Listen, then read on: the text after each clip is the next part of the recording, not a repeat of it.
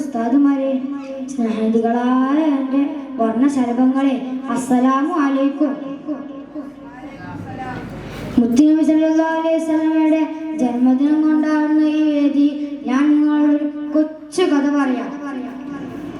വിസ്മയിപ്പിച്ച വിരുന്ന് സൽക്കാരം, ഇതാണ് എൻ്റെ കഥയുടെ പേര്. വിശപ്പ്, കൊടും വിശപ്പ്, അതിശക്തമായ വിശപ്പ് തയ്ച്ച് വീട്ടുമുഖത്തിൽ അവർ കിടന്ന് കീറുകയാണ്. ഈ രംഗം കണ്ട് ജാബിറിന് ഒട്ടും സഹിച്ചില്ല. ജാബിറിന് എന്ത് ചെയ്തെന്നോ കൂട്ടുകാരെ, വേഗം ഒരാട്ടുംകുട്ടിയെയും അല്പം ഗോതമ്പ് മാവ് സംഘടിപ്പിച്ച് തന്റെ വീട്ടിലേക്ക് മടങ്ങി. ഭാര്യയായ സുഹൈല ബീവിയെ വിളിച്ചു. സുഹൈല, ഓ സുഹൈല! പരിഭ്രമത്തോടെ വിളി കേട്ട് വേഗം ഭർത്താവിന്റെ മുമ്പിൽ ചെന്ന് നിന്നു. മുത്തുനബി സല്ലല്ലാഹു അലൈഹി വസല്ലം തങ്ങൾക്ക് വിശക്കുന്നു, നീ വേഗം പോയി ഭക്ഷണങ്ങൾ ഉണ്ടാക്കി. ജാബിർ മുത്തുനബി സല്ലല്ലാഹു അലൈഹി വസല്ലം ക്ഷണിക്കാൻ വേണ്ടി അവിടുത്തെ ചാരത്തേക്ക് നീങ്ങി. പിന്നെ വീട്ടിൽ സംഭവിച്ചതൊന്നും ജാബിർ അറിഞ്ഞില്ല.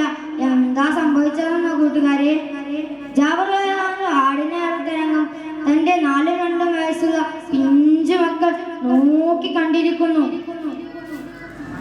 മൂത്ത മകൻ അനിയനോട് ചോദിച്ചു, അയ്യ, ഉപ്പ ആടിനെ അറുത്തതുപോലെ ഞാൻ നിന്നെ അറുത്തോട്ടെ? എന്താണ് അറിവെന്നോ എന്താണ് മരണമെന്നോ ഒന്നും നിശ്ചയമില്ലായിരുന്നു. അങ്ങനെ ജാബിർ ആടിനെ അറുത്തതുപോലെ മൂത്ത മകൻ ഇളയ മകനെ മലർത്തി കിടത്തി അറുക്കുകയാണ്. സുബ്ഹാനല്ലാഹ്! തന്റെ പിഞ്ചു കഴുത്തിൽ നക്ഷത്രപൂക്കൾ പോലെ രക്തം ചാരിട്ടൊഴുകി. പേശികൾ വലിഞ്ഞു മുറുകി. അടയാൻ പോകുന്ന കണ്ണുകൾ ഇക്കാക്കയെ ദയനീയമായി നോക്കി. എന്ത് ചെയ്യണമെന്നറിയാതെ മൂത്ത മകൻ തിടുക്കത്തിൽ നിന്ന് അവിടെ ഓടുന്നു. ഓടുന്നതോടെ മറ്റൊന്നും സംഭവിച്ചു. കത്തിയുടെ മുകളിലേക്ക് തന്നെ വീണു. ഇന്നാലില്ലാഹ്! ജ്യേഷ്ഠനും ഈ ലോകത്തോട് വിട പറഞ്ഞു. മരണത്തിന്റെ ഇരുൾ നിറഞ്ഞ പാതയിലേക്ക് ഒരു വീട്ടിലെ 2 മക്കൾ, അതും ഒരേ സമയം. താങ്ങാൻ കഴിയുമോ ഇത്? സുഹൈല ബീവി റളിയല്ലാഹു സ്നേഹിയായ ഉമ്മ ഇത് എങ്ങനെ താങ്ങും? ഇല്ല, ലോകത്തൊരു ഉമ്മാക്കും ഇത് താങ്ങാൻ കഴിയില്ല. അങ്ങനെ മുത്തുനബി സല്ലല്ലാഹു അലൈഹി വസല്ലം അങ്ങനെ ജാബിറിന്റെ ക്ഷണം സ്വീകരിച്ച് മുത്തുനബി സല്ലല്ലാഹു അലൈഹി വസല്ലം തങ്ങളും സഹാബാക്കളും ജാബിറിന്റെ വീട്ടിലെത്തി. സുഹൈല ബീവി റളിയല്ലാഹു ആകെ ബേജാറായി. കടൽ പോലെ പ്രസിദ്ധമായിരുന്ന സുഹൈല ബീവിയുടെ മനസ്സ് ഒരു ഭാഗത്ത് പ്രാചകമുള്ള സ്ഫോളം വിട്ടു നിന്നു. അത് തീരങ്ങളെ ചുംബിക്കുന്ന തിരമാലകളെ പോലെ സുഹൈല ബീവി റളിയല്ലാഹുവിന്റെ മനസ്സിലേക്ക് വാരി പുണർന്നപ്പോൾ ഒരു തരത്തിലേക്ക് ക്ഷമ കിട്ടി. ഇങ്ങനെ ഓരോന്ന് ആലോചിച്ചിരിക്കുമ്പോഴാണ് ജാബിറിന്റെ സ്നേഹത്തോടെയുള്ള വിളി വീണ്ടും കേൾക്കുന്നത്. സുഹൈല, ഓ സുഹൈല! ഈ വിളി അങ്ങ് കേട്ടതോടെ സുഹൈല ബീവിയുടെ മനസ്സിലേക്ക് ഒരു കുളിരി വീശി. പ്രവാചകനോടുള്ള പ്രേമത്തിന്റെ കുളിരി.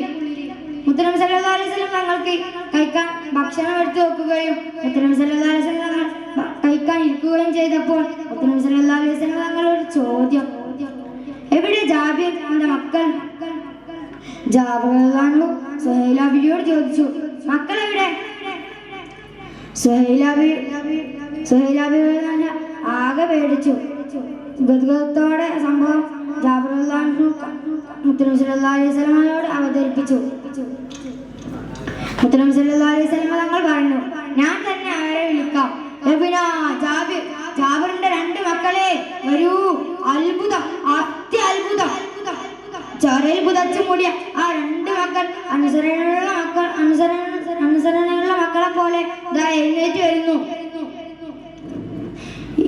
ഇത് അവരുടെ കണ്ണുകൾക്ക് ശിക്ഷിക്കാനേ കഴിയുന്നില്ല. നബി സല്ലല്ലാഹു അലൈഹി വസല്ലം വിളിച്ചാൽ വരുമല്ലോ. അങ്ങനെ ആ വിസ്മയം തീർത്ത വിരുന്ന് സൽക്കാരത്തിന് ജാബിറിന്റെ വീട് സാക്ഷിയായി. കൂട്ടുകാരെ, ആരംഭപ്പൂവിനോടുള്ള അതില്ലാത്ത സ്നേഹം ഈ കഥയിലൂടെ നമുക്കെല്ലാവർക്കും വായിച്ചെടുക്കാമല്ലോ. അല്ലാഹു സുബ്ഹാനഹു വ തആല സുഹൈല ബീവി റളിയല്ലാഹുവിന്റെ മനസ്സ് ഈമാൻ നമുക്കെല്ലാവർക്കും നൽകി അനുഗ്രഹിക്കുമാറാവട്ടെ. ആമീൻ. ഇത്രയും പറഞ്ഞുകൊണ്ട് എൻ്റെ കൊച്ചു കഥ ഞാൻ അവസാനിപ്പിക്കുന്നു. അസ്സലാമു അലൈക്കും.